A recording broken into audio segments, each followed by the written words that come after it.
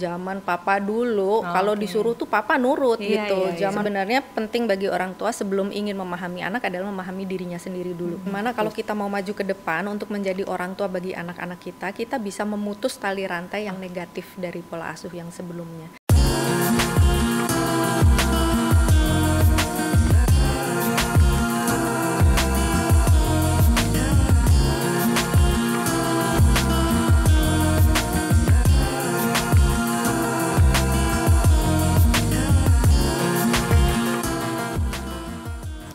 Halo parents, bagaimana kabarnya? Senang sekali akhirnya saya Berlin Fridiari bisa hadir lagi di program parenting.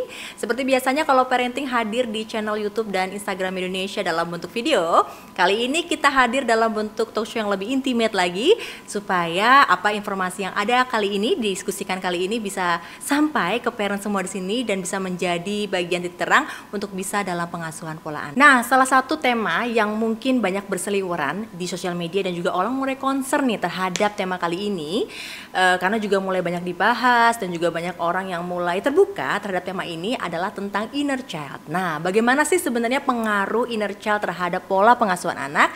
Telah hadir di samping saya ada Mbak Laksmira atau Mbak Mia. Hai Mbak. Halo Mbak Berlin. Sehat Mbak? Alhamdulillah. Gimana sehat. kesibukannya akhir-akhir ini? Karena kita terakhir ketemu itu sebelum pandemi. Betul. Di salah satu program komunitas parenting dan akhirnya sekarang ketemu lagi masih gini-gini aja nih kayaknya nih. Apanya yang gini-gini Iya, aja? nggak berubah, awet muda aja.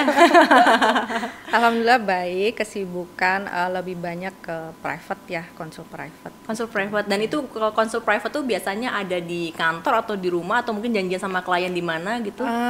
Kadang-kadang janjian, tergantung lokasi klien. Terus sejak pandemi ini banyak menggunakan platform digital, jadi melalui online gitu. Karena ada sebagian klien itu di luar kota. Oke, jadi tidak menutup kemungkinan karena sudah adanya teknologi bisa di mana saja gitu ya Betul, Mbak. betul. Oke, Mbak Laksmira ini atau Mbak Mia ini kan sebagai praktisi psikologi ya, yang juga membuka praktek. Biasanya tuh apa Mbak konsultasinya seputar apa? Asesmen saya itu grafologi. Oke. Jadi melalui analisa tulisan tangan dan coretan, termasuk gambar gitu. Kemudian nanti diinterpretasi secara psikologi. Oke, nah grafologi itu dalam keilmuan psikologi itu sendiri itu masuk ke subjek sendiri gitu ya Mbak? Dipelajari di psikologi, tapi dalam grafologi ini lebih diperjelas lebih detail. Oke. Terutama dalam karakter-karakter gitu melalui coretan tangan dan gambar gitu. Oke, dalam grafologi sendiri itu sebenarnya sepengaruh apa terhadap kehidupan seseorang atau karakter seseorang Mbak? Yang jelas bermanfaat untuk melihat karakter, kadang-kadang juga bisa untuk melihat diri sendiri atau seperti misalnya untuk healing gitu ya, melihat diri sendiri progresnya seperti apa. Kalau dalam pekerjaan justru ini paling banyak digunakan di industri untuk melihat job desk, kemudian untuk anak-anak yang menuju kuliah bisa untuk penjurusan dan untuk di dalam investigasi ini digunakan dalam forensik juga gitu. Oke, jadi banyak banget fungsinya ya, nggak cuma sekedar mengetahui karakter aja, tapi tadi ya seperti ke HRD-an juga berarti ketika melamar atau menerima pekerjaan seseorang, menerima seseorang tuh bisa dari situ tulisannya seperti Assessment ya. dari situ ya. Oke, nah kalau misalkan grafologi sendiri itu bukan hanya sekedar tulisan tangan saja juga ya, tapi lebih kepada gambar juga, goresan Gambar juga. bisa, Termasuk goresan arsiran atau mungkin lukisan juga atau hanya sebatas gambar saja? dengan alat gambar ya. Kalau lukis itu karena alatnya sudah menggunakan kuas, jadi itu ranahnya lebih agak sedikit berbeda. Itu analisanya melalui art mungkin ya, dari seni gitu. Tapi kalau goresan seperti pensil, kemudian pena gitu, pensil warna, spidol, kemudian krayon, itu kita masih bisa lihat di situ, terutama di anak-anak ya, untuk melihat perkembangan anak-anak dan juga melihat kecocokan atau kesamaan dari orang tua dan anak seperti apa bisa dilihat melalui tulisan dan coretan tangan. Oke, kalau tadi Mbak Mia sempat menyinggung terkait dengan bagaimana sih progres seseorang itu dilihat dari gambarnya. Berarti ketika seseorang sedang dalam masalah, dalam kondisi tertekan ataupun sedang dalam kondisi yang galau misalkan, kemudian dia saat itu menulis, kemudian 2 bulan 3 bulan kemudian sudah recovery, tulisan lagi, itu memang bisa berbeda seperti itu atau gimana? Memang berubah. Jadi sebagaimana manusia tumbuh, tulisan pun seharusnya memang melalui pertumbuhan juga gitu, melewati pertumbuhan. Tapi ada hal-hal yang menjadi karakter atau ciri dari individu tersebut yang biasanya akan terus berulang keluar terlihat di tulisan tangan itu gitu. Jadi walaupun dalam kondisi yang depressed, kemudian kondisi yang happy, ada perubahan, tapi tetap karena karakternya utamanya kuatnya ada di situ, tetap ada gitu ya, Mbak? Betul. Bahkan dari gambar anak juga, kalau di gambar anak itu bagaimana dia menggambar di rumah dan di luar rumah itu bisa akan terlihat perbedaan juga. Biasanya gimana, Mbak? Kalau misalkan biasa gitu ya, ada gambar rumah, pohon, anak gitu ya kalau nggak salah ya, atau gimana? Ya, kalau itu HTP berarti ya house tree person gitu. Tapi kalau untuk anak-anak saya lebih membebaskan mereka untuk gambar gitu, berkreasi. Biasanya gambar anak-anak di rumah itu akan lebih terlihat percaya diri, berani, percaya diri gitu. Kemudian kalau dia gambar di luar, terutama di lingkungan yang dia tidak familiar, itu biasanya gambarnya akan lebih menarik diri. Jadi lebih kecil gitu. Oh gitu, itu salah satu contohnya yang bisa dilihat untuk anak-anak seperti itu ya. Iya. Oke. Nah, kalau untuk grafologi sendiri dalam pengasuhan anak nih, dalam pola asuh anak, seberapa pengaruh dan pentingnya untuk setiap pasangan yang mulai mau membangun sebuah rumah tangga, kemudian memiliki anak, bisa mengerti dan concern terhadap karakter dari tulisan tangan? Ya, untuk orang tua kalau bisa tahu sedikit aja ilmu grafologi itu bisa sangat efektif untuk bisa melihat perkembangan atau gaya belajar anaknya nih seperti apa sih gitu. Kemudian apakah anak saya ini udah siap belum bersosialisasi, udah berani atau belum gitu. Atau dia masih baru jago kandang, jadi hanya di rumah aja dia pede, di luar dia belum siap. Nah, ini penting karena agar orang tua itu tidak memaksakan anak-anak gitu. Jadi ada karakter anak-anak yang introvert kemudian ekstrovert. Ada juga yang ambivert. Nah, ini kalau dipahami orang tua, maka orang tua akan bisa menyikapi bagaimana sih menyikapi anak saya yang cenderung introvert gitu.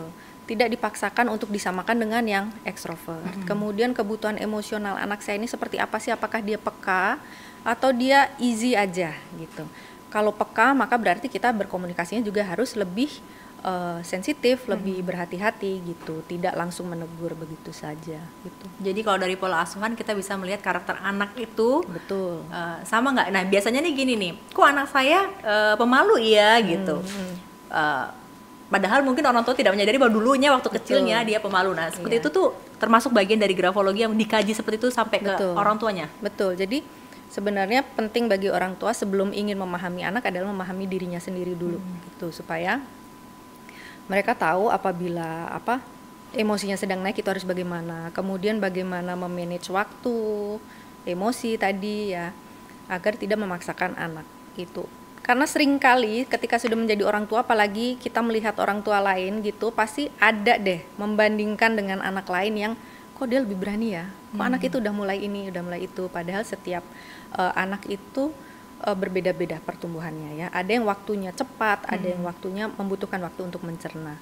Nah untuk orang tua memahami coretan atau goresan tangan anak itu sebenarnya keuntungannya banyak gitu untuk melihat anak itu seperti apa dan berkaca sebetulnya apakah aku seperti itu dulu gitu dan dulu aku seperti apa, apakah aku senang diperlakukan seperti ini atau enggak gitu, kemudian baru memahami anak begitu sih. Kalau dari pasien Mbak Mia sendiri banyak yang akhirnya orang tua baru khususnya ya biasanya lebih mulai concern ya Mbak ya, banyak yang mulai banyak klien orang tua yang anak-anaknya masih kecil gitu, banyak yang sudah mereka mulai peduli ya untuk memahami anak mereka seperti apa, kemudian memahami diri seperti apa gitu. Ada kemiripan-kemiripan yang setelah dewasa ini mereka lupa gitu loh bahwa dulu tuh aku seperti itu gitu. Sebenarnya gini, ada nggak sih hal-hal yang harus kita waspadai ketika anak menggambar apa? Oh kita harus, nih anak udah mulai titik yang harus kita bagaimanakan gitu. Ada nggak Mbak yang harus diwaspadai? Yang perlu diwaspadai adalah ketika anak kemungkinan sudah menggambar hal-hal tertentu yang di mata kita ini kok terlihat intimidating ya gitu. Jadi kok garis-garisnya keras sekali, tebal sekali. Kemudian anak itu tertutup. Nah, jadi kalau bisa grafologi ini ketika sudah dipahami orang tua disertai juga diikuti dengan observasi orang tua terhadap perilaku anak gitu. Karena itu saling berkaitan dan itu saling mendukung gitu. Jadi ketika ada perubahan dalam menggambar, perhatikan juga perubahan perilakunya, perhatikan cara bicaranya, emosinya juga seperti apa. Diharapkan ketika anak menggambar dan disodorkan ke orang tua, eh, anak diminta untuk bercerita. Ini tuh ceritanya Gambar tentang apa? apa? Iya, seperti itu. Karena narasi juga penting. Oke, tapi biasanya kalau yang harus kita mulai warning nih ada anak saya misalkan tadi ya intimidate atau mungkin posesif atau apa tuh hal-hal seperti itu tuh ada di grafol itu gitu yang harus kita Oh waspadai. iya, ada.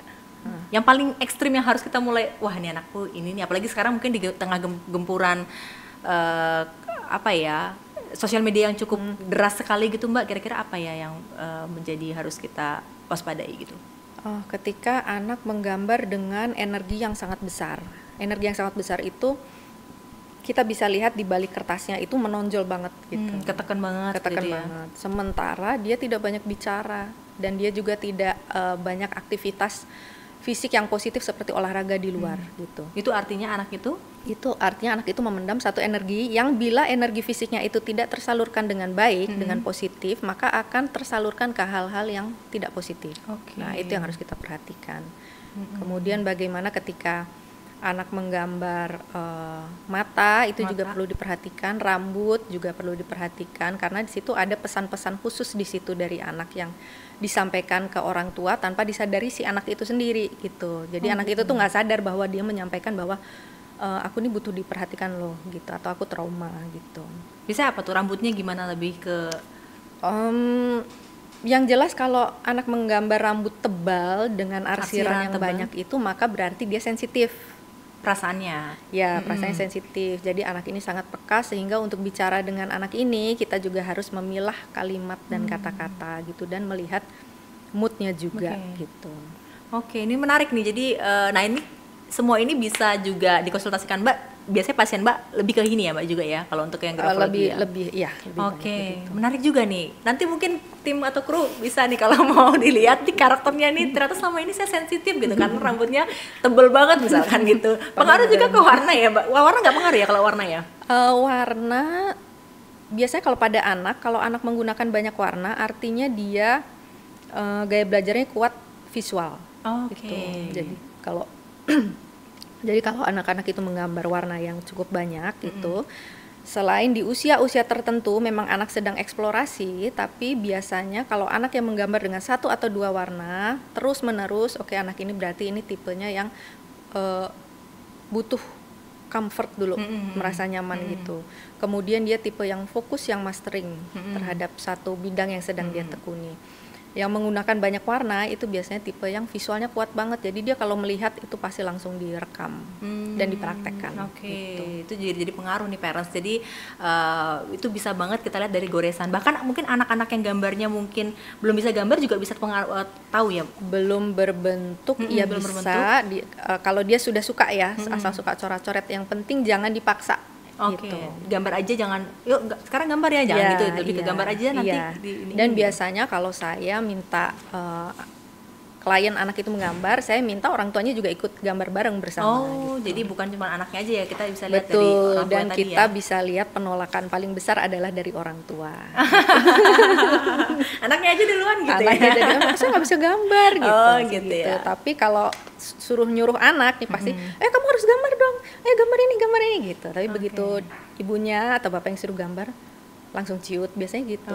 Nah, makanya dibutuhkan untuk mengenali diri dulu sebelum kita nyuruh anak. Gitu. Oke, sama seperti tema kita kali ini Mbak Mia tentang bagaimana mengenal diri, bagaimana juga akhirnya berhubungan dengan inner child kita yang akhirnya sangat berpengaruh terhadap pola asuh pendidikan kita sebagai orang tua baru atau mungkin orang tua lama ke anaknya, dan anak juga sebagai korban dari inner child orang tuanya sebelumnya seperti Pola itu. asuh sebelumnya Pola asuh ya. sebelumnya. Nah, kalau misalkan ngomongin soal grafologi juga apakah akan terlihat inner child yang tadi seperti terluka atau gimana gitu kita lihat juga? Biasanya pasti meninggalkan jejak ya, membentuk satu karakter tertentu gitu yang menjadi kepribadiannya seperti itu. Gitu. Nah, itu sebabnya justru kalau bisa kita antisipasi sejak anak itu masih kecil, kita lihat gitu sebelum dia berubah menjadi pribadi yang sudah tidak bisa dirubah lagi. Gitu. Contohnya apa Mbak? Hal real contoh perilakunya misalkan?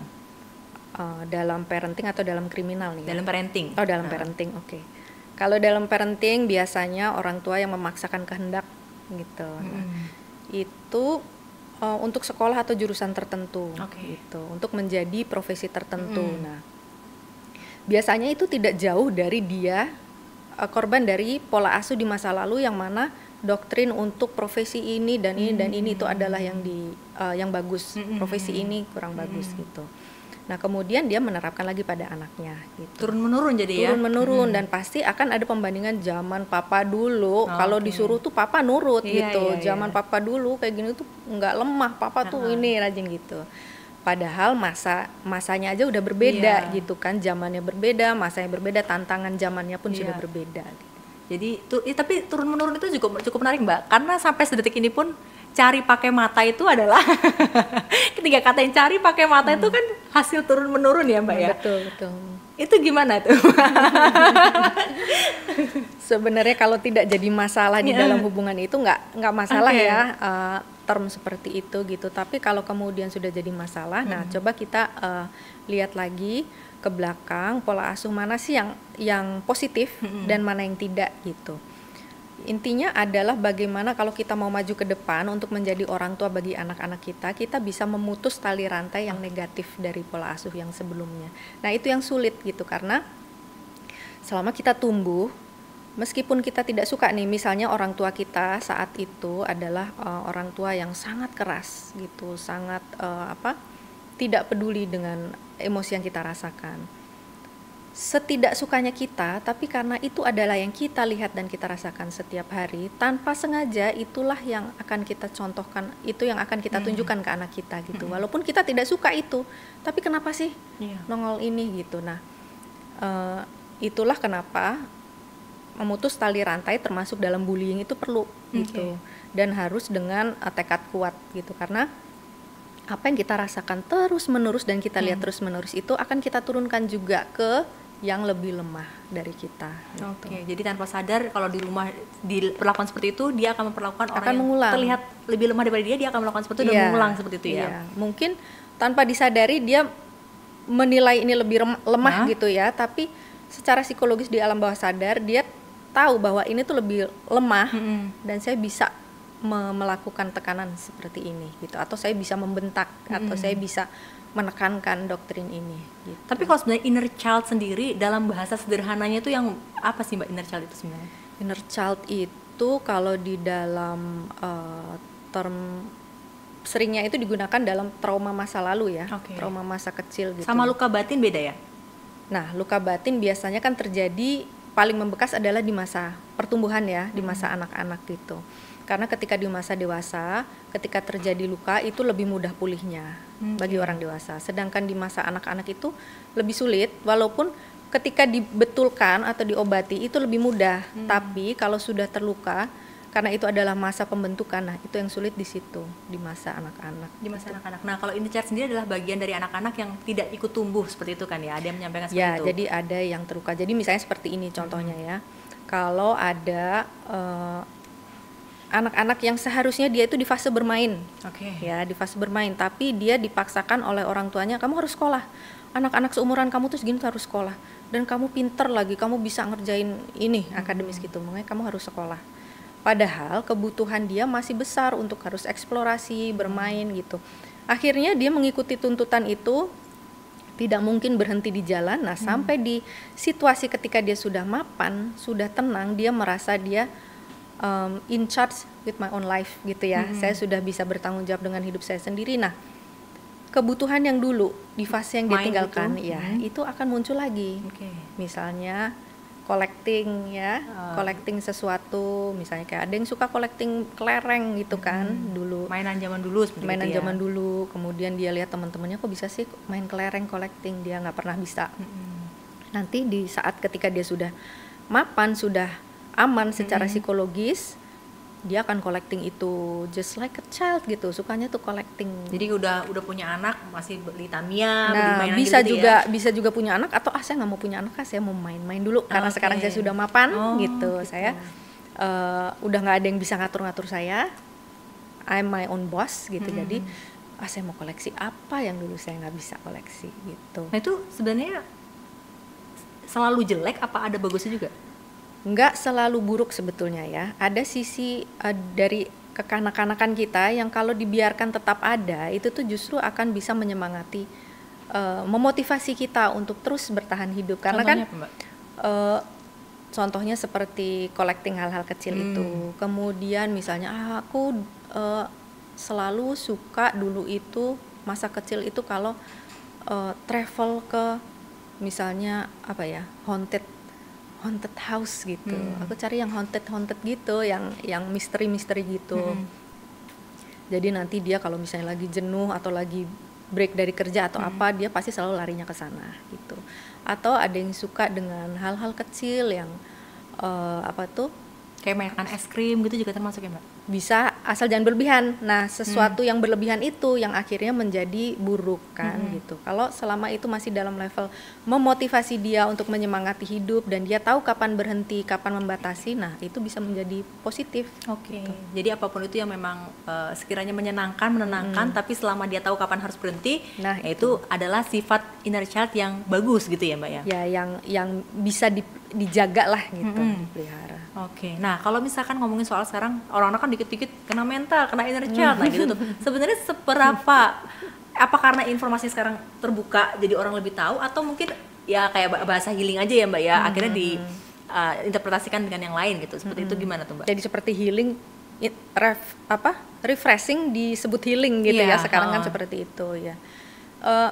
Banyak justru karena terlalu banyak informasi tapi tidak mendalam dikaji gitu. Hanya judul atau hanya quote gitu yang bahkan sekarang karena sudah terlalu banyak, jadi kita bahkan tidak mempedulikan ini sumbernya dari mana, kebenarannya seperti apa gitu. Akhirnya kita adaptasi aja pakai kata-kata itu gitu. Nah, bisa jadi karena seperti itu juga, jadi karena banyaknya istilah tapi tidak mendalam artinya, jadi itu digunakan untuk yang kurang tepat. Nah, sekarang kalau di posisi yang kena mental, nah kapan orang dikatakan kena mental tuh sebenarnya dalam istilah sebenarnya seperti apa? Kena mental itu jadi terus bikin down gitu ya, mungkin ya, atau bikin stres ya. Sebetulnya kalau misalnya kita bicara depresi nih, bahasa kata depresi ya, itu kan adalah tumpukan dari stres yang sudah lama gitu, sampai akhirnya pada satu titik dia nggak bisa lagi merasakan hal-hal rasa-rasa yang lain, kemudian akhirnya depresi itu.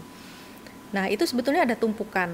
Nah, kalau misalnya disebut kena mental dan dia masih sadar, artinya itu dia hanya terpicu gitu. Nah, apa yang memicu? Nah, itu dibutuhkan kesediaan diri kita untuk betul-betul healing. Nah, tapi untuk healing itu kita harus betul-betul bersedia, karena kita harus trace back ke belakang, ke hal-hal yang tidak nyaman buat kita ingat, kenapa, mengapa, sampai akhirnya kita bisa Oke, I let go, I forgive all gitu. Nah, sampai di situ biasanya nggak sampai setengah jalan, biasanya udah nggak mau ke situ gitu. Tapi disebutnya sekarang refreshing, disebut healing gitu. Jadi aku mau ke Bali mau healing gitu. Oh, itu refreshing namanya gitu. Aku mau ngerjain ini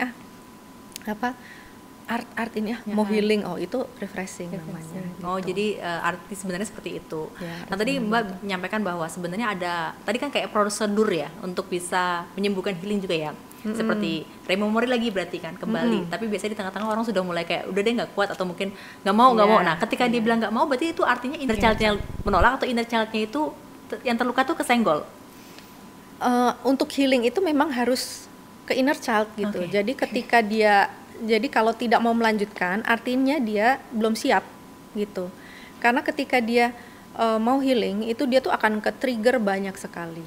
Apa yang melukai perasaan dia, harga diri dia yang dulu terluka itu kenapa, kebutuhan dia, hal-hal yang mungkin tidak pernah mau dia ungkapkan kepada siapapun karena itu menyangkut ke pride dia ya gitu.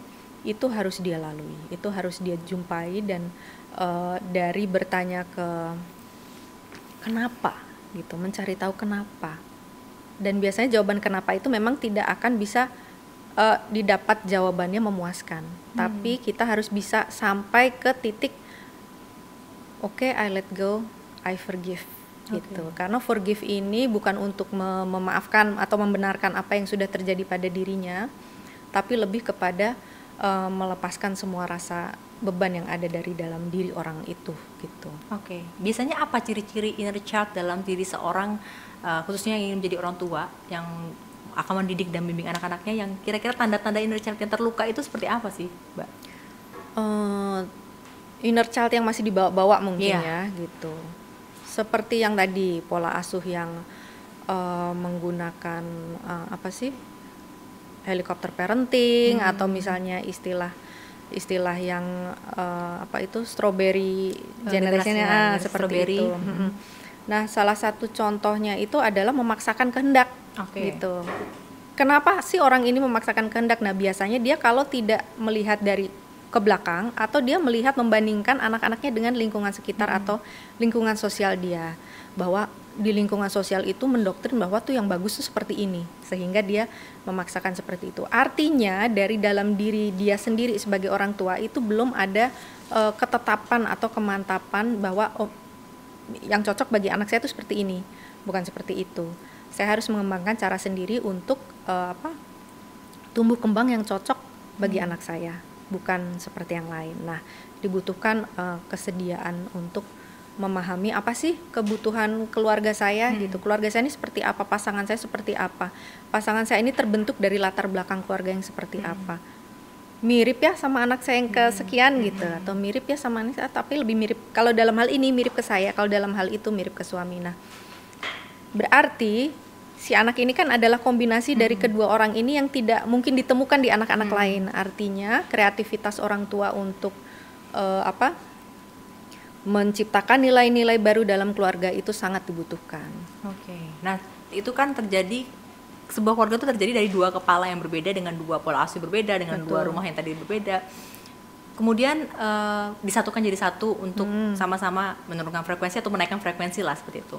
Nah, kira-kira kalau dari dua hal yang berbeda seperti itu, harus dua-duanya berarti yang menyelesaikan? Harus. Gak bisa sama salah satu yang ingin misalkan, Nggak terjadi apa kalau misalkan salah satu yang aware, satunya nggak mau peduli? Timpang ya. Selain timpang itu, anak-anak biasanya ada kebingungan gitu. Jadi kecuali kalau gini, misalnya Mbak Berlin sama saya nih pasangan ya, kita sebenarnya nggak sependapat nih gitu. Di belakang kita nggak cocok banget deh pola asuh kayak gitu, tapi kita nggak memperlihatkan ke anak. Jadi kalau di depan anak kita udah oke aja gitu, ya udah gitu, lebih baik diem deh aku gitu, tapi pokoknya aku nggak cocok. Selama anak tidak melihat dan tidak merasakan emosi yang besar itu, ketidakcocokan emosi yang besar itu, silakan silakan dilanjutkan. Tapi kalau misalnya perbedaan itu sangat bisa terasa oleh anak, bahkan terlihat, anak itu akan bingung gitu. Kalau bingung biasanya emosinya jadi tidak stabil. Gitu. Hal simpel misalkan kayak misalkan ada yang pola sikat giginya hanya di malam hari mau tidur misalnya sama pagi, ada yang setiap mandi harus itu pun hal simpel yang memang bisa membuat anak juga bingung ya Mbak ya. Betul, jadi dia bisa kalau ada mama nih, iya ada mamanya baru sikat giginya ini gitu ya. Nanti kalau cuma papa doang sekali doang gitu, artinya anak berarti udah tahu kalau dengan ayah seperti ini, kalau dengan ibunya seperti ini gitu. Nah kemudian kalau misalkan mungkin itu yang aku alami ketika sudah menjadi seorang ibu atau mungkin jadi orang tua ya, bahwa ada beberapa hal juga cita-cita di teman-teman bahwa memiliki pasangan yang memang misalkan berasal dari keluarga yang memang tidak sempurna dari kecil, mungkin membersamainya tidak berdua seperti itu misalkan, itu juga akan ada pengaruh dari pola asuh yang nanti akan diciptakan. Pasti ada pengaruh karena bagaimana dia terbentuk ketika dia tumbuh, nah itu akan membentuk karakternya kan. Kemudian dia akan menerapkan seperti apa kepada anaknya, nah itu juga sesuatu hal yang berbeda lagi gitu. Sedangkan dari kita seperti apa, nah itu jadi adalah hal-hal yang jadi untuk parenting ini tuh sebetulnya kalau menurut saya tidak bisa dibicarakan sebelum kita berkeluarga, kita bicara dulu kita mau gaya parentingnya seperti apa, itu sebetulnya tidak sesimpel itu. Karena ketika anak itu muncul, karakter seperti apa sih yang dibawa si anak ini? Kita belum tahu kan betul. Gitu. Kemudian ternyata rencananya kita kalau anak ini seperti ini, didisiplinkannya itu seperti ini. Ternyata enggak, ternyata nggak bisa. Anak ini, kok jadi malah mudah nangis gitu. Ini tidak disangka-sangka akan begini gitu. Nah itu membutuhkan solving problem bersama-sama. Jadi kalau seperti ini enaknya gimana ya Pak ya, terus kemudian begini-gini lah, tapi aku nggak setuju. Jadi kita cari jalan tengahnya seperti apa gitu. Dan kita juga bekerja sama untuk Karena ada anak-anak yang merasa nyaman terbuka dengan ayahnya tapi tidak dengan ibunya, atau sebaliknya, atau misalnya dengan neneknya gitu. Nah, itu bisa kita titip dengan our extended family bahwa Ma, kalau ini titip ya, kalau adik misalnya cerita kayak gini tolong didengarkan, atau kita bisa menitipkan pesan juga, Ma titip dong, kalau misalnya adik begini tolong dikasih pesan, pokoknya intinya gini aja, tapi terserah deh bahasanya bahasa mama aja. Karena extended family itu bisa sangat membantu untuk tumbuh kembang anak juga, karena setiap anak itu berbeda. Kadang ada anak yang bisa merasa terbuka dengan ibunya aja, atau anak hanya bisa percaya dengan ayahnya, atau justru dengan kakeknya, atau hanya dengan neneknya. Nah, itu bijaksananya kita terus tidak membatasi, kok deketnya sama nenek atau sama kakek, enggak, harus sama orang tua. Kan ini parenting gitu. Nah, sebaiknya justru kita melibatkan juga extended family, because it takes a village to raise a child, ya. Jadi untuk membersamai anak-anak tumbuh menjadi pribadi yang kaya itu dibutuhkan kerjasama. Dan juga nggak cuma dari keluarga inti aja ya, betul, tapi kenalkan sama ada bantuan karena juga. Kadang-kadang juga mungkin anak lebih nyaman sama tantenya, sama omnya gitu ya. Kadang-kadang begitu, kita juga bisa komunikasi kerjasama dengan tantenya, dan berikan alasan kenapa sih, misalkan aku tuh membatasi dia loh makan yang manis-manis karena gini, misalnya karena kalau kebanyakan dia itu gelisah gitu, atau dia itu alergi kulitnya, aku titip ya Mbak ya, gitu. Nah, itu bisa seperti itu, membantu juga orang lain lebih mengenal anak itu, sehingga anak itu tidak menjadi orang asing bagi keluarganya. Nah, ini menarik nih parents. Jadi perlu juga kita mengenalkan, gak cuma sekedar di inti aja, atau mungkin malah membolehkan, tapi dengan tadi ya, misalkan dia lebih percaya pada tantenya apa omnya, kita berikan masukan yang memang sesuai dengan karakter atau mungkin kondisi anak itu tadi ya. Misalkan kayak karena orang tuanya tahu anaknya kalau mengonsumsi manis lebih banyak gampang gelisah atau sakit gigi, itu bisa lebih dikomunikasikan seperti itu. Nah, sekarang kalau misalkan berangkat dari inner child yang mungkin gak tau, anak-anak sekarang tuh lebih gampang terbuka ya. Misalkan kayak dia anak broken home misalkan, dia tuh lebih gampang speak up, ngomong tentang kehilangan sosok ayahnya atau kehilangan sosok ibunya. Nah, apa yang membuat anak-anak sekarang tuh lebih bisa berani untuk gitu? Apakah karena memang sudah merasa itu biasa atau gimana Mbak? Merasa biasa karena mungkin di sosial media, sekarang kan semuanya serba sosial media. Nah, sosial media itu semua menggaungkan apa aja itu dijadikan konsumsi publik gitu, tanpa dipilah-pilah. Nah, yang anak-anak tidak ketahui di sini adalah kadang-kadang mereka itu merasa nyaman seperti itu, tapi sebetulnya itu ada efek yang besar dari dia bercerita terlalu terbuka untuk hal-hal yang sifatnya pribadi. Mereka merasa nyaman aja, kenapa? Karena mereka tidak berhadapan langsung dengan orang-orang tatap muka. Mereka di balik layar dengan kamera gitu. Kemudian menikmati bagaimana respon orang-orang gitu. Kalau responnya positif, ya gitu ya. Betul. Kalau responnya positif itu menjadi motivasi. Tapi responnya sedikit aja negatif, itu langsung sudah bikin down sekali gitu. Mereka yang memberikan respon negatif itu juga mereka beraninya karena di balik layar itu gitu. Jadi itu yang membuat mereka terbiasa untuk sedikit-sedikit mengeluarkan, sedikit-sedikit memberi respon gitu.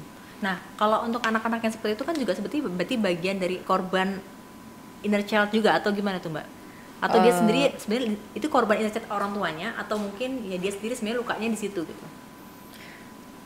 Kita lihat bagaimana, jadi ini yang melakukan orang dewasa maksudnya. Misalkan ya anak-anak sekarang kan gampang banget speak up, misalkan ayahnya pergi, itu benar-benar gamblang bercerita sedetail itu, sesedih itu, seperti itu kan. Berarti apakah dia jadi di sisi lain dia terbuka dengan kekecewaan itu ya, tapi mereka tidak siap dengan konsekuensi bahwa dengan dia bercerita itu ada berbagai macam respon gitu. Apakah itu adalah bagian dari inner child? Masalah itu bisa saja nanti membentuk karakter dia gitu. Luka seperti apa yang akan dia dapatkan. Tapi kalau di media sosial itu kita tidak bisa tahu secara dalam dan jelas apakah sedalam apa kasus itu sudah menimpa dia gitu. Apakah ini lebih banyak ingin diperhatikan di sosial media atau memang dia betul-betul luka? Karena sepertinya kalau betul-betul luka itu tidak semudah itu bercerita, karena biasanya orang yang betul-betul sudah lukanya mendalam, dia sendiri nggak tahu memulai dari mana ceritanya gitu. Jadi hanya ada menarik perhatian aja Menarik gitu ya Mbak ya, untuk perhatian, menarik iya. perhatian. Oke. Nah, seberapa sih sebenarnya inner child itu tuh harus disembuhkan supaya ketika nanti sudah menjadi orang tua itu ya nggak mengulangi lagi lah, atau mungkin berhenti lah rantai untuk hal-hal negatif itu di kita gitu Mbak.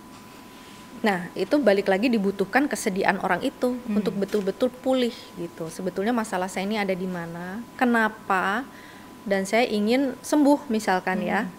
Kalau saya ingin sembuh berarti kalau misalnya dia sudah punya pasangan, ajak pasangan untuk kerjasama, untuk bantu gitu. Aku pengen sembuh nih, misalkan nih, cemburuan sekali. Ini anak nih posesif, cemburuan sekali. Ketika sudah menikah ini sangat cemburuan, padahal suaminya itu udah sangat pengertian sekali gitu. Artinya di masa lalu ada kebutuhan emosional yang tidak terpenuhi, hubungan atau attachment bonding dengan orang tua itu tidak sempurna gitu. Sehingga itu berpengaruh terhadap hubungan dia di dalam berumah tangga, akhirnya dia jadi clingy atau dia jadi takut ditinggalkan gitu, takut tidak dicintai lagi, sehingga harus terus-menerus nanya, kamu sayang nggak sih sama aku gitu, kamu kangen nggak sih sama aku gitu, harus terus-menerus seperti itu gitu. Nah itu salah satu bentuk dari clingy itu tadi, diakibatkan biasanya umumnya karena di masa lalu ada hubungan emosional antara orang tua dan anak yang tidak terpenuhi gitu. Ya salah satunya mungkin kayak merasa terabaikan seperti itu juga bagian dari itu. Bisa merasa terabaikan atau merasa dibuang gitu. Misalkan kalau tiba-tiba dia ditaruh dia masih pengen main bareng sama orang tuanya, bareng siblingnya, nah, kamu harus langsung masuk boarding school gitu. Itu ada rasa seperti itu. Nah itu di dalam pasangan harus ada kerjasama, ada pengertian dari pasangan juga, tapi dari dalam diri individu ini juga harus ada betul-betul niat dan tekad kuat untuk aku harus berubah gitu, aku harus memutus ini, aku harus menjadi lebih baik gitu. Berarti memang butuh komunikasi berdua ya. Nah seandainya pasangannya belum siap atau belum mau nih untuk membuka inner child itu atau mungkin menyelesaikan masalah yang belum selesai, itu gimana itu Mbak? Iya, memang agak sulit kalau misalnya pasangannya itu belum mau menyelesaikan itu ya. Kita berarti harus tunggu atau kita bisa perlahan mengajak untuk ini kira-kira misalnya kita udah tahu nih, ini kira-kira masalahnya ada di mana ya. Pelan-pelan kita ajak, kita kita pancing dengan hal-hal tertentu, tapi diajak ke hal-hal yang menyenangkan dulu gitu. Kemudian kita ajak bicara, emang kamu kenapa sih, kok kamu tadi kok sampai kayaknya kok panik sampai sesak nafas kayak gitu. Ceritain dong dikit-dikit gitu. Nah dari cerita yang sedikit-sedikit itu membangun kepercayaan pasangan sampai akhirnya pasangan bersedia untuk terbuka. Oke. Nah, kalau seandainya dalam sebuah hubungan orang tua kemudian nanti memiliki anak dan memutus untuk tidak terjadi terulang seperti itu, apakah memang harus menyembuhkannya ke expert atau sebenarnya dalam diri sendiri aja udah bisa gitu, berdamai atau gimana gitu bisa? Sebenarnya oleh diri sendiri bisa, selama kekuatan itu besar ya. Jadi ada kemauan yang besar, ada niat yang besar. Salah satu contohnya seperti kalau saya berada di lingkungan ini terus-menerus gitu, saya nggak akan sembuh karena di lingkungan inilah yang membuat saya luka gitu. Dan saya selalu kepancing dengan luka masa lalu. Jadi akhirnya saya tubuh saya, somatik saya, psikosomatik saya tuh kumat gitu. Jadi sesak atau cemas sampai sesak, kemudian ke asam lambung. Nah, ini tuh sebetulnya karena lingkungan. Bersedia untuk memaksakan diri meninggalkan lingkungan itu, nah itu dibutuhkan niat yang sangat besar dan usaha yang besar gitu. Jadi psikosomatis yang mungkin dialami seperti tadi ya, asam lambung, kemudian GERD, kemudian sesak, panic attack, pusing yang berkelanjutan, itu adalah bagian dari sebenarnya tubuh kita tuh sebenarnya udah gak nyaman dengan kondisi seperti itu, alertnya seperti itu, cuman kitanya kadang-kadang belum bisa menerima gitu ya Mbak, bahwa ini ada masalah nih, harus diselesaikan nih, seperti itu ya Mbak? Ya, jadi mungkin kita belum bersedia untuk beranjak dari lingkungan itu. Jadi ada satu ibu ya yang melakukan itu healing itu ya akhirnya. Jadi dia meninggalkan situasi tempat dia bekerja, tempat dia tinggal. Dia minta izin ke suaminya. Tadinya suaminya tidak setuju, tapi dia bilang tolonglah karena saya udah nggak kuat nih. Kalau saya terus-terusan di sini, saya hancur, saya nggak bisa membersamai anak-anak gitu. Akhirnya disetujui, kemudian dia meninggalkan lingkungan itu dan dia pergi ke tempat orang tuanya yang jauh gitu, bawa anak-anak. Nah, sementara anak-anak dia yakinkan bahwa anak-anak di sini tuh ada extended family yang tadi ya, yang suportif seperti itu. Karena itu di luar kota dan itu juga dekat dengan alam, jadi dia bisa take me time untuk jalan di alam sambil kontemplasi. Nah, itu sangat berpengaruh pada positif psikologi dia Ibu itu. gitu. Oh, jadi itu dia melakukan dengan sendirinya berarti. Dengan niat ya, dengan niat. Nah, memang harus kapan kita bisa gitu. aware bahwa kita butuh nih membenahi diri sendiri, atau kita butuh nih mulai agak-agak nggak beres nih, itu kapan kita bisa tahu? Biasanya kalau kita ke-trigger terus, misalnya nih di tempat kerja, kita ke-trigger terus nih dikit-dikit, itu lagi yang bikin aku marah, ya udah berarti di situ it's toxic gitu loh, itu toxic buat kita gitu. Atau misalnya kalau kita nih pulang ke rumah, misalnya di situ rumahnya isinya ada banyak orang gitu, dia pulang ke rumah kok rasanya ini bukannya tenang, tapi malah kayak terpicu Emosi gitu ya. kemudian jadi sakit, jadi seseknya kambuh, pusingnya kambuh. Oke, kayaknya kita harus pisah nih gitu. Nah, untuk bisa seperti itu juga dibutuhkan pemahaman dari lingkungan tersebut. Jadi nggak terus menganggap, nah ini pergi dia ngejauhin kita nih, dia mau memutus silaturahmi atau apa gitu, tapi semata-mata untuk kesehatan mental dia sendiri gitu. Untuk healing. Jadi memang kita harus tahu dulu apa yang sebenarnya menjadi trigger untuk kita, kesenggolnya di bagian mana, seperti itu ya Mbak ya. Iya, selesaikan di situ. Selesaikan di situ. Nah, kalau misalkan ada juga yang menyampaikan bahwa cara salah satunya adalah bagaimana mungkin berbicara pada diri sendiri, atau mungkin menyapa inner self itu sendiri. Itu gimana sih Mbak maksudnya Mbak? Itu sih jadi seperti meditasi ya. Jadi bicara dengan diri meditasi sendiri. itu bagian dari bagaimana kita memahami sendiri juga. Kemudian somatic experience itu bisa seperti gerakan-gerakan tubuh yang, jadi misalnya begini, tubuh kita nih lagi cemas, lagi anxious gitu. Kita bisa sway gitu. Oke, lagi cemas gitu. Kemudian kalau kita sakit hati, kita bisa tepuk-tepuk sini pelan gitu. Itu bagian dari itu ya. Ya. Nah, sambil bicara pada diri sendiri gitu. Kenapa sih kamu, kenapa sih aku, kenapa sih gitu. Kok selalu deh kenanya ini, dia lagi, masalahnya itu lagi. Nah, itu bisa sambil kontemplasi, sambil juga memeluk tubuh butterfly hug ya. Nah, itu bisa sambil juga bicara pada diri sendiri. Itu salah satu cara berkomunikasi pada diri sendiri dan pada tubuh, bahwa kamu nih kenapa gitu. Karena tubuh itu biasanya menyampaikan pesan bahwa kamu lagi nggak baik-baik aja gitu. Tubuh itu selalu ya sebenarnya menyampaikan pesan. Kita nggak aware ya.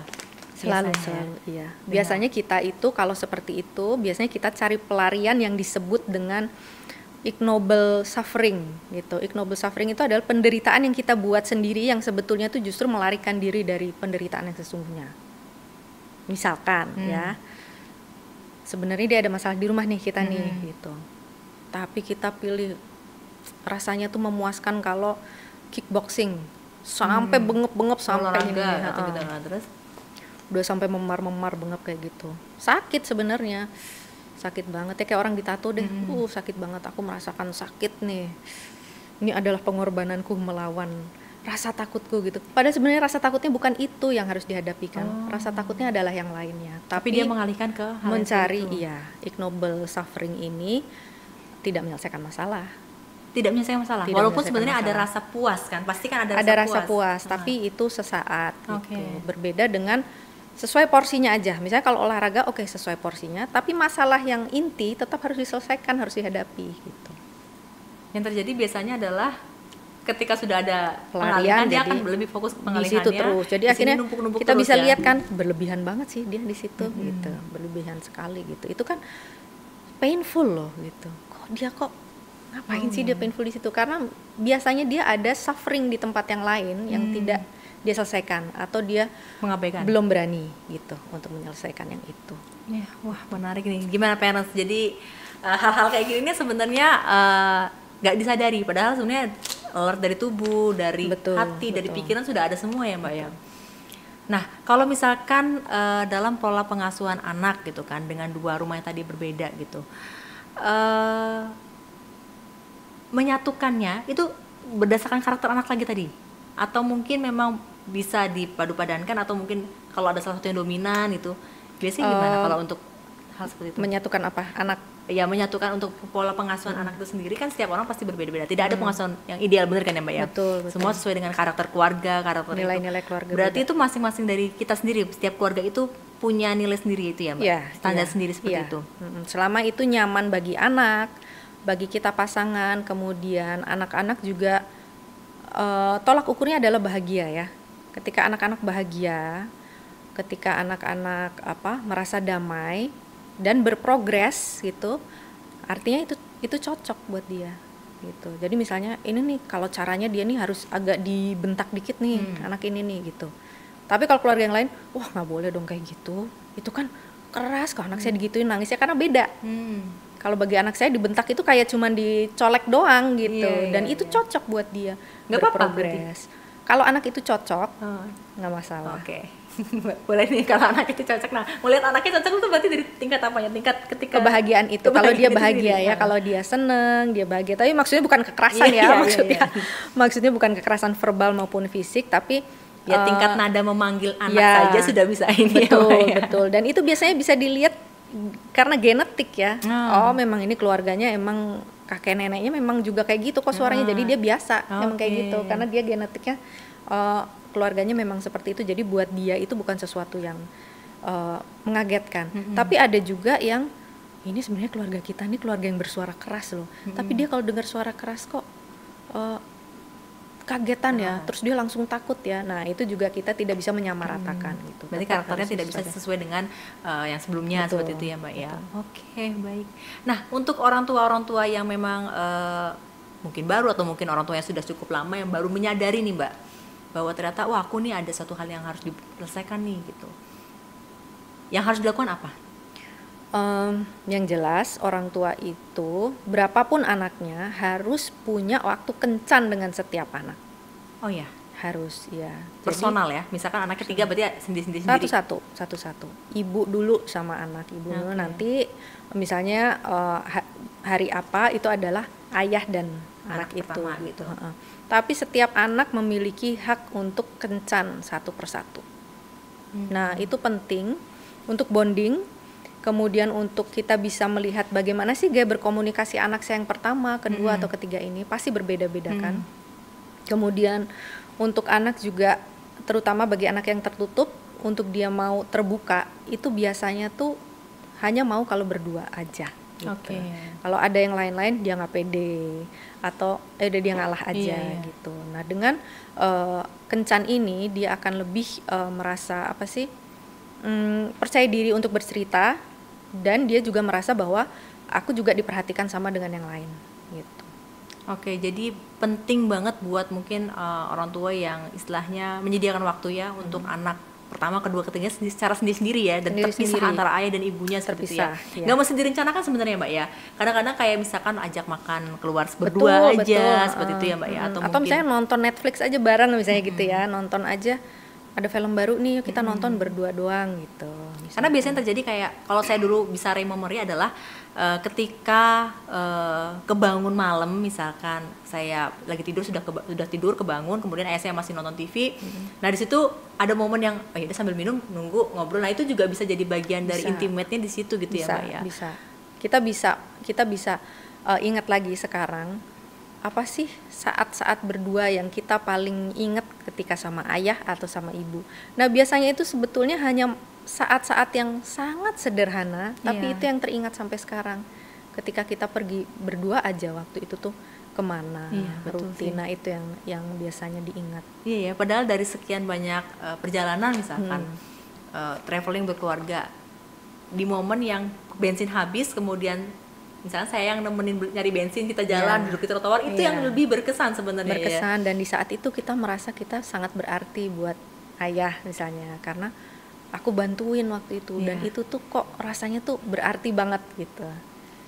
Begitupun momen yang sangat mengecewakan kita yang tidak bisa kita ceritakan, bahwa kita kecewa sekali sama orang tua kita misalnya pada saat-saat tertentu, itu juga disimpan gitu oleh kita, ingat gitu sampai sekarang. Sebenarnya aku tuh dulu kecewa banget loh waktu minta gendong kok nggak digendong, nah gitu ya. Hal-hal yang kecil gitu. Jadi inner child itu kan artinya kalau di yang kita bicarakan saat ini artinya trauma ya, trauma masa kecil ya. Nah, trauma itu berbeda-beda bagi setiap anak gitu. Jadi trauma itu bukan apa yang terjadi dari luar, tapi justru apa yang terjadi di dalam diri anak gitu. Jadi kebutuhan emosi setiap anak itu berbeda-beda. Jadi kalau mengutip contoh dari Dr. Gabor Mate ya, beliau memberi contoh begini. Ada anak yang nggak dikasih air biasa aja, ada anak yang pas abis lari dikasih air, nggak dikasih air dia sakit hatinya lama gitu.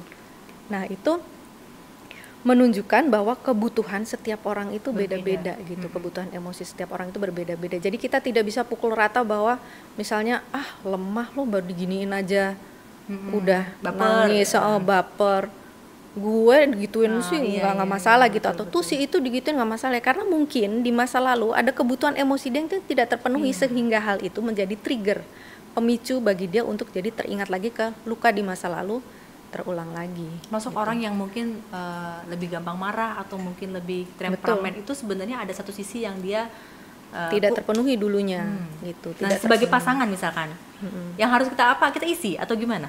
Misalkan ada momen yang seperti itu. Kalau udah jadi orang dewasa harus kita bicarakan, kita ajak ngobrol, kenapa sih kamu seperti itu gitu.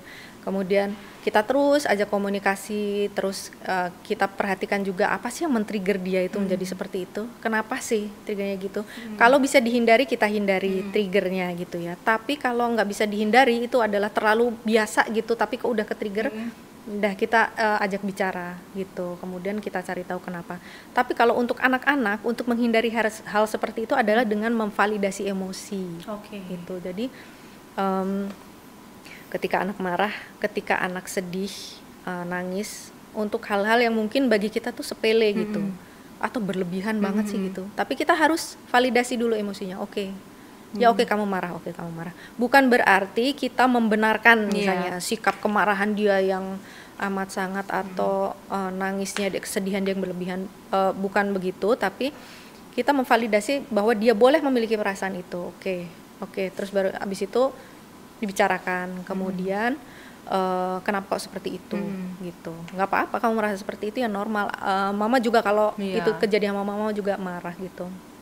Nanti kalau dia udah reda baru kita kasih sedikit masukan untuk mungkin nanti lain kali kalau nemu seperti itu lagi, kita cari tempat kosong aja gitu, biar nangisnya nggak dilihat orang gitu. Bisa kasih tips seperti itu. Atau lain kali kalau kesel nanti kita ke gym aja, hit the gym gitu. Ada pengalihan lagi gitu. Jadi ada penyaluran. Jadi orang tua tidak hanya memvalidasi emosi anak, tapi orang tua juga menjadi tempat aman bagi anak itu. Jadi anak merasa dicintai apapun emosinya. Karena jangan sampai ada kata-kata yang kok gitu, kamu jelek kalau nangisnya kayak gitu, ibu nggak mau, nggak sayang, bukan anak ibu. Ada yang kayak gitu, kok marahnya kayak gitu, nggak mau, kalau tantrum kayak gitu, nggak mau, bukan anak ibu, malu, gitu. Di situ anak merekam bahwa berarti kalau aku tidak manis-manis, aku tidak dicintai gitu. Jadi aku harus manis-manis. Jadi emosi yang dia rasakan, kalaupun itu emosi negatif seperti marah ataupun sedih, kecewa, harus dia pendam, karena nanti tidak gitu ya. It's not lovable. Betul, sikap seperti itu tuh not lovable, emosi seperti itu. Jadi ada pemikiran seperti itu. Nah, kalau untuk yang sudah terjadi misalkan, atau mungkin kita yang sudah dewasa nih, bagaimana cara berdamai dengan inner child itu sendiri? Kita coba cari tahu kenapa, apa yang menjadi trigger kita, kenapa kita seperti itu aja kita ke-trigger gitu. Dan kita hindari lingkungan yang bagi kita itu menjadi toksik. Toksik itu artinya seperti bully ya, seperti aduh gitu aja, kamu gitu aja baper atau gitu. Nah, lingkungan seperti itu tidak membantu kita menyembuhkan, tapi justru nambah-nambahin trigger aja gitu.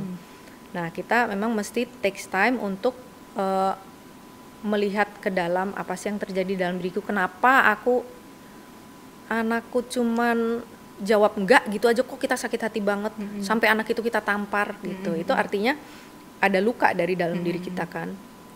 berarti di masa lalu ada penolakan atau ada invalidasi emosi, sehingga ketika anaknya seperti itu terpicu sekali sampai emosinya meledak gitu. Nah, kita harus memikirkan itu, introspeksi, kontemplasi, apa sih yang terjadi, kemudian bagaimana kita membenarkan itu, kenapa aku seperti itu, aku harus berubah gitu. Kalau kayak lebih ke stress release ya, atau mungkin berdamainya dengan cara apa sih, kan ada yang bilang dengan mungkin nulis gitu kan, atau mungkin dengan bisa menyampaikan tuh biasanya lebih apa Mbak yang biasa dilakukan Mbak? Caranya macam-macam ya, tapi bicara dengan orang-orang terkait yang masih ada, misalnya seperti orang tua itu bisa gitu. Misalnya mah aku mau nanya dong, kenapa sih mah dulu kok kalau aku ini mama tuh kok langsung ninggalin aku gitu aja, bisa seperti itu. Atau bisa juga kalau stress release itu yang harus dilakukan rutin sebetulnya supaya tidak menumpuk menjadi depresi, harus ada stress release seperti itu. Tapi kalau untuk melihat inner child, nah itu kita harus selain kembali kita juga melihat apa sih dulu yang tertinggal tuh apa, yang dulu tidak aku lakukan apa, yang dulu mau aku lakukan tapi tidak aku lakukan apa. Misalnya aku tuh selalu ingin ngomong kayak gini ke papa tapi nggak pernah sempet karena takut gitu, nggak bicarakan gitu selama masih ada. Kemudian di lingkungan yang dulu tuh selalu bikin aku takut, kenapa ya aku selalu takut, coba kita napak tilas ke sana, apa masih takut, apa sih yang bikin takut dulu tuh gitu. Bisa bicara dengan diri sendiri juga. Setelah kita tahu apa yang terjadi di masa lalu kita, masa kecil kita bisa bicara pada diri kita sendiri bahwa kamu boleh merasa seperti itu, aku boleh merasa seperti itu, aku tidak salah, aku dicintai apa adanya. Apa ya, gitu. itu afirmasi juga ya, bagian dari Betul, afirmasi ya. betul. Iya. Oke, jadi bagaimana berdamai dengan itu juga bagian dari berdamai diri sendiri. Akhirnya kita mengenal diri sendiri. Yang akhirnya setelah kita bisa mengenal, kita tahu karakter kita tahu sifat kita seperti apa, itu yang sangat membantu banget untuk pola pengasuhan anak kita itu ya Mbak. Betul. Jadi kalau misalnya kita sudah menyadari ini kekurangan kita, oke. Kalau gitu saya harus punya antisipasi untuk ketika jangan sampai aku ke-trigger nih. Misalnya aduh, aku paling nggak bisa ya masak misalnya ya, aku paling nggak bisa masak atau nyetrika segala macam. Kalau aku melakukan semua itu, emosiku ke anakku jadi nggak stabil, aku jadi marah-marah kalau anakku ngajak main. Ya udah cari bantuan gitu. Atau kalau misalnya aku jangan deh ke lingkungan yang itu. Kalau aku ke lingkungan itu aku jadi ke-trigger, ya udah dijauhi lingkungan itu. Atau orang-orang seperti itu dijauhi, daripada aku jadi cemas terus aku jadi merasa tersudutkan gitu ya. Jadi udah berarti lingkungan yang seperti itu dijauhkan. Oke, menarik ini. Jadi hal-hal yang memang harus kita lakukan, yang pertama adalah mengenal diri sendiri dulu. Mengenal tuh tarik lagi ke belakang, berdamai dengan diri sendiri dulu. Berdamai diri sendiri tuh tarik lagi ke belakang, seperti itu ya Mbak ya. Yang akhirnya nanti membentuk sebuah pola pengasuhan yang memang nggak ideal tapi pas untuk cocok untuk keluarga kita, untuk anak-anak kita, seperti itu ya. Nah, kalau untuk Mbak Mia sendiri, mungkin ada sedikit masukan nggak yang harus dilakukan sama parents di rumah, bahwa ketika inner child-nya sedikit agak goyang, terganggu, atau mungkin istilahnya memicu untuk bisa menjadi amarah atau mungkin jadi energi negatif tuh harus gimana? Yang jelas kalau sedang bersama anak tiba-tiba emosi itu memuncak ya, pause dulu. Cari ruangan kosong, atur nafas di situ. Kalau mau bergerak silahkan bergerak, tapi pokoknya ambil waktu dulu, atur nafas, baru nanti keluar lagi ketemu anak. Tapi tidak berhenti di situ, tetap berusaha mencari tahu kenapa sih aku gitu aja kok ke-trigger, kenapa sih aku kok sampai menuntut itu sama anak. Nah, cari tahu seperti itu, kenapa aku seperti itu, karena buat anakku itu jadi menakutkan gitu. Jadi coba apa sih kenapa seperti itu, coba aku atur lagi. Kalau sampai anakku seperti itu lagi, daripada aku konfrontasi, mendingan aku break dulu, pause dulu, masuk ruangan dulu, atur nafas, baru aku ngomong sama anakku. Nah, itu salah satu dari mengantisipasi emosi yang meledak ya dari orang tua. Jadi, aku kalau ngadepin anakku yang lagi kayak gini nih, aku bisa freak out gitu. Nah, aku take a break dulu, take pause dulu, atur nafas dulu, baru setelah siap baru ketemu. Sama kalau saya mau nyuapin anak, saya harus kenyang dulu. Itu Oh, bagian dari ya. gitu. Karena ketika Ya. kita kan kalau anak udah GTO segala macam, kita kenyang dulu. Oke, kita kenyang dulu. Oke. Kirain bapak-bapak aja yang gitu ya, ternyata ibu-ibu juga ya. Kita kenyangin dulu diri kita, baru kita nyuapin anak. Jangan sampai kita perutnya kosong, anaknya juga ternyata makannya enggak. Itu juga bagian dari itu enggak sih, Mbak? Bisa, Iya. bisa jadi hungry ya, hungry jadi angry gitu Oh, ya. jadi kita siapin dulu mental kita sendiri dulu, baru kita ini. Jangan sampai monsternya keluar gitu ya.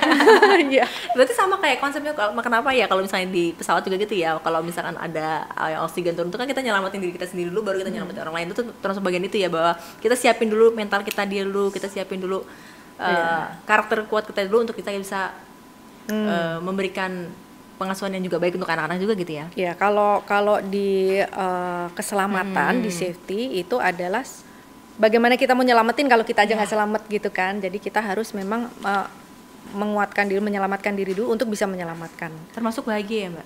Kita harus bahagia dulu untuk bisa ngebangun lain. Betul, kita harus bahagia.